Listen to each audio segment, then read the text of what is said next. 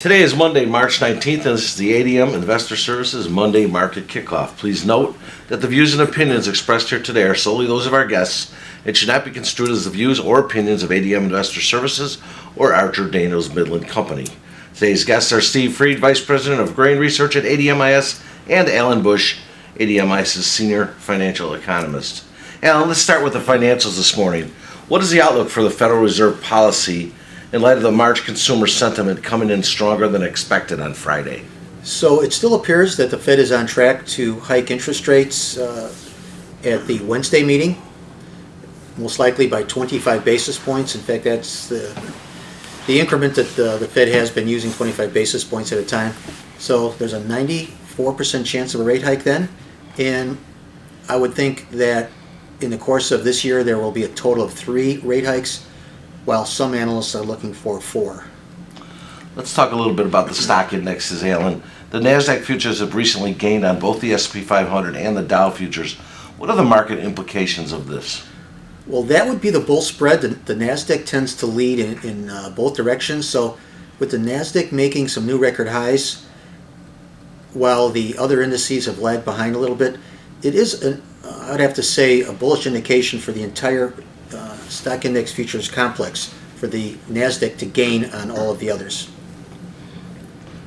And Alan, we haven't talked about gold the past few weeks. Since December and during the last part of January, gold futures rallied almost $130. However, more recently, gold futures have trended lower. What is the outlook for gold futures now? Well, with the Fed meeting, it's actually a Tuesday, Wednesday meeting, but we will get an announcement Wednesday at 1 o'clock. I think the gold could come under a little pressure. Normally, when interest rates are increasing, that would be a negative for the gold market. However, once the meeting is out of the way and we do get the announcement, which, as I mentioned, is likely to be a rate increase, with that negative news out, I think then we can start to see a new leg up in the gold futures market, and also even the silver will probably advance. So a little lower in advance of the Fed meeting, and then after the announcement is made, higher for both the gold and silver. Steve, planting in the U.S. just around the corner. Grain market's lower today. Is the rally over, and if so, why? I think it's over for now. I mean, we've had a nice rally for a month and a half because of South American weather, but over the weekend there were some showers in Argentina and some rain here in the southern plains. It's not a crop maker. It may stabilize part of the growing areas, so we still have some weather issues, but I think the funds have a record position in long beans and meal. They have a much bigger long position in corn than the market had anticipated, and so I think that they need to pull back a little bit because of these rains and because the market's overbought. What will the next grain fundamental be that the market will trade? Is it weather, export demand, supply? Well, we're watching all those things. I think, number one, at the end of the month we have a USDA report that lets us know the first indication of what farmers are going to plant, acres by crop, and also what the March 1 stocks are. So corn and bean stocks here in the United States are higher than a year ago, while wheat stocks are lower.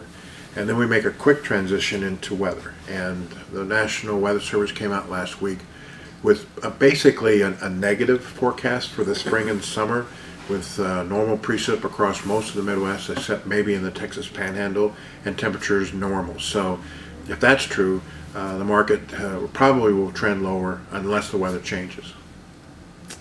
Finally, Steve, you talked a bit about the funds and what they're doing in the market. Could you expand a little bit on the fund position right now and what type of things that they might do that would implicate the market? I think there was a period in which there was a feeling that global economy was going to grow, and that an increase in the economy would raise all commodity prices, led by the energies. And now all of a sudden you're seeing some of those markets pull back a little bit. I think part of it has to do with some concerns about trade issues here in the United States, and also some concern that some trade wars could slow the global economy. You look back at trade wars, they've never been bullish to the ag sector, and they've never been bullish to the economy. And so the funds long over 200,000 contracts, beans, 200,000 contracts of corn. That position is too much of a long going into what could be some trade issues and could be normal weather. Speaking of trade issues, China, What's their appetite this year for grains? Do we expect, further imports to China? China is importing a record amount of soybeans, but the thing is, each year they import a little bit more from Brazil than the previous year. So the retaliation that they're talking about could include soybeans, could include coal if tariffs are put on to Chinese imports, whether it's steel and aluminum or anything else. There's also European retaliation on the steel and aluminum tariffs. They listed things like peanut butter, motorcycles, corn, rice, cranberries, all these things that they could retaliate against if there's tariffs put on. So I think the main thing right now is that I think Congress is trying to slow down some of this talk and try to avoid a trade war. All right, remember, the views and opinions expressed today on this video are solely those of our guests and should not be construed as the views or opinions of ADM Investor Services or Archer Daniels Midland Company. If you'd like more information about our brokerage services, would like to speak to one of our experts about managing your risks, or would like to open a trading account, please visit www.admis.com.